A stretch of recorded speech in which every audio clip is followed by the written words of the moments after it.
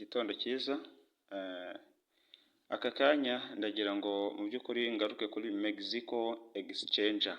Turi mu buryo bwa future trading ndetse na mining za Telegram. Uyu munsi rero ndagira ngo nkwereke, nabwiye ngo iyo umaze gukora KYC muri Mexico baguha amadolari 3. Murabona ko KYC yanjye yaremewe. Bambwiye ko mu by'ukuri ngo KYC yanjye yakiriwe, nkwiye guclaiminga aya madolari 3. Reka tubikore kugira ngo turebe uko bimeze. Ndakora claim.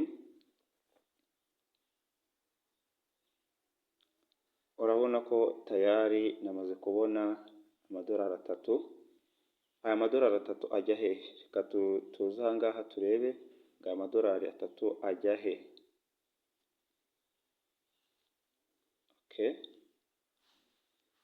Dusubire inyuma. Turebe. Ndagira ngo mbereke n'uburyo ukora task bakaguha ari amadolari 10 ugatangira gukora future trading. Dusubiye inyuma rero, aha ngaha ni mu gice cya future trading turi. Amadolari 3 yanjye niho yagiye. Uvuze ngo aya madolari 3 nshobora kuyakora trading hanyuma nkatwara inyungu. Icyo bisobanuye kubera ko urareba ko ariho ahita ajya muri bijyanye mu by'ukuri na KYC iyo umaze kuyikora. Ni ukuvuga ngo icyo nshaka kuvuga ni ukuvuga ngo igihe cyose n'ubundi muri iki gice kijyanye na Mexico, ni ukuvuga ngo n'ubundi ni uburyo bwa trading bakora, cyangwa se yaba OKX, yaba Binance n'izindi exchanger. Iyo baguhaye bonus uba ugomba kuzitradinga, ntabwo uhita uzibikura, kereka zimwe na zimwe nizo ukaba wabasha kubikura, ariko hano bakubwira ko ugomba kubanza gukora future trading. Ndagira ngo rero nze kugaruka muri groupe yacu dutangiramo Signal, VIP Signal, turebe uburyo dushobora gukora trading ya Signal zacu, hanyuma natwe izi dolari 3 tukazibyaza umusaruro. Iki gice rero nicyo ntangiriyeho kugira ngo mbereke. Noneho reka turebe coin tugiye tradinga uko imeze. Kandebe iyi coin twatanze muri VIP, turebe ko igihe cyayo cyageze kuba twayigura short. Yitwa Sosh USD. Twari butuyigurira, kandebe aho twari kuyigura, kandebe kuri Candle, aho twagomba kuyigura ntirahagera. Igomba kuzamuka ikagera ku madolari kuri 0.70. Niho turi buyigurire. 75 ngo 77.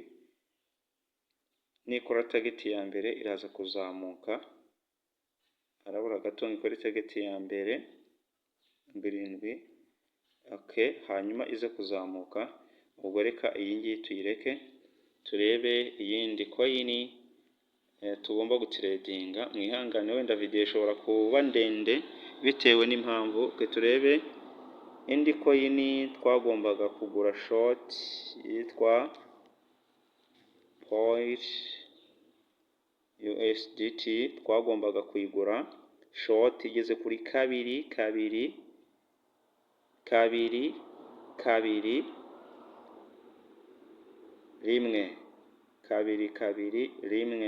Turabe 1.15. Aha ngaha umva ko niho tugomba kuyigura short. Iyi coin tugomba kuyigura short. Ndagira ngo rero mbereke, njye muri VIP kugira mbereke. Ni ukuvuga ngo iyo tugarutse kuri WhatsApp, tujye kuri WhatsApp mbereke muri VIP uko byifashe. uvuga ngo sigino dushaka kugura short ni iyi, dore ngiyi sigino yacu. Ni ukuvuga ngo igiciro cyo kwinjira cyagezweho, ndagira ngo mbibereke neza. Urareba entry yo kwinjira ku isoko yari ahangaha kuri 221, nibyo aha, cyangwa se tukinjirira kuri 2215, kandi nibwo ihageze. Reka tuwinjire kuri sigino yacu kugira ngo mubibone. Iyo winjiye rero ahangaha kuri Mexico, usanga koko igiciro cyo twinjiriraho kuri sigino yacu nicyo. Murabona ko igiciro tugomba kwinjiriraho rwose ni iki ngiki. Reba ko yaramanutse cyane, ariko iracyakora short. Okay, reka twinjire tuyigure. Tugomba gutegereza nyine, hanyuma ikabanza ikageraho. Okay, tugiye kuyigura short. Leverage, ngiye gukoresha leverage y'icumi, ko amafaranga ni makeya, ntago ukoresha na leverage y'icumi ni ndende. Bibuka ko abantu bakoresha future trade rwose mujye mukoresha leverage ntoya, kubera ko mushobora guhomba cyane cyane cyane. Igihe cyo kwinjira ku isoko, n'ubundi sigino yacu yagezeho, tugomba kuyigura short. Twigurire short. Wenda ntago mwayibonye neza. Iyo ushaka gutanga order yo kugura, urareba hano, uzamura aka kantu. Urareba coin nayishyizemo, hanyuma aka kantu niko ukoresha, aka gashyira 100%, hanyuma nkore short, nemeze order yanjye. Tayari order nayemeje ko ngiye kugura iyi coin short. Okay, murabibona neza. Hajyayo $2.88. Ndakomeza gukurikiza iyi order yanjye, ndakomeza kubereka uburyo biri buze kugenda. Tugiye gushyiramo target ndetse dushyiremo na take profit. Kandi ahangaha kansubira inyuma ku bantu batabizi, yo gushyiramo position ukanda aha. Okay, uraza ugakanda ahangaha, niho tugiye gushyiramo zira target zacu. Ndahakanze, haje ibingibi. Mexico mu by'ukuri ni nziza ku bantu bakora trading. Urareba uburyo na Binance ni nziza. Impamvu Mexico nayo iri muri exchange zakira coin nyinshi, kora listing za coin nyinshi cyane. Okay, noneho murabibona neza uburyo bimeze. Hano kuri position ni uburyo bwa target. Ahangaha kabiri niho dushyiramo take profit, ahangaha dushyiramo stop loss. Twikore stop loss, mbereke na profit yiriya coin. Ni ukuvuga ngo wowe uraza ukareba coin baguhaye uburyo imeze. Iyi coin take profit, stop loss ni uko itagomba kurenga 0.232. Ni ukuvuga ngo ntagomba kuharenga. Urareba ko ndahomba $1.82. Hanyuma nitugera ahangaha turandikamo profit, iragera kuri 0, iraza kumanuka igere kuri 0.2042. Urareba ko ndunguka $2.28 igeze kuri 70, irabigeze kuri 79. Okay, nshaka mbikora gutya, hanyuma nkakora confirm. Order namaze kuyitanga, ntiramanuka, iracyaraho nayiguriye. Noneho tugiye gushyiramo, turongera dukanda ahangaha dushyiremo profit. Hano tugiye kureba target ya mbere. Impamvu zo gukoresha target rero, target ikengaruke kuri sigino mbereke target impamvu. Impamvu zo gukoresha izi target ndagira ngo nyibabwire ku bantu bakora future trading. Impamvu zo gukoresha izi target ni ubu ngo coin ishobora kuzamuka cyangwa se ikamanuka.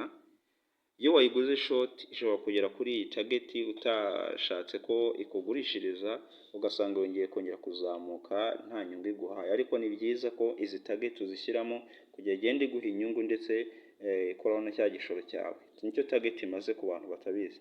Naho stop loss nyine ni uburyo ushobora kuzamuka gukora mu isoko igihombo cyayo mwakibonye. Reka twishyiremo target, ubwo n'ibindi tuzagenda tubyita gake. Target ya mbere ni uko ari 0.217. Okay, hagiyemo rimwe 8. Ntacyo, reka tubikore gutya. Ni ukuvuga ngo nkoresha akangaka, niramuka izamutse ikagera kuri ikamanuka ikagera ahangaha, ndibuze kunguka 0.11. 0.11. Ore confirm. Nibyo. Okay.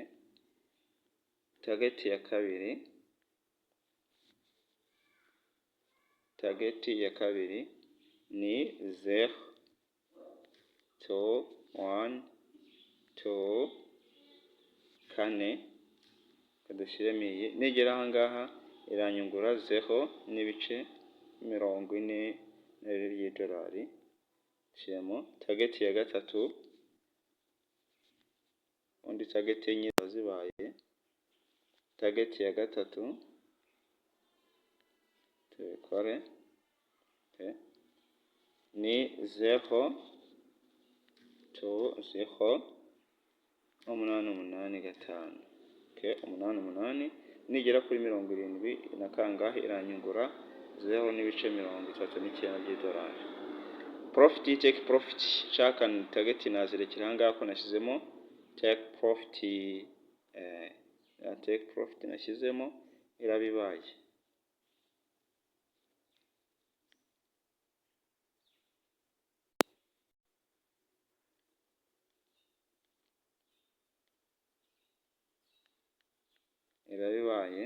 Ubwo ndaza gukomeza kubereka proof z'uko signal yacu irakomeza kugenda igenda kugeza ubwo iribuze kugera kuri kiriya giciro. Okay, nuko isoko riba rimeze, rirazamuka rikamanuka. Okay, ugutegereza. Dutegereze, turaza kureba ko ribuze kugerwaho, turaza kubereka nyuma. Okay, ndakeka iyi video nabanyisubikiye aha, tukaza gukomeza bereka ibindi task uburyo ukaza hanyuma ukaguha bonus.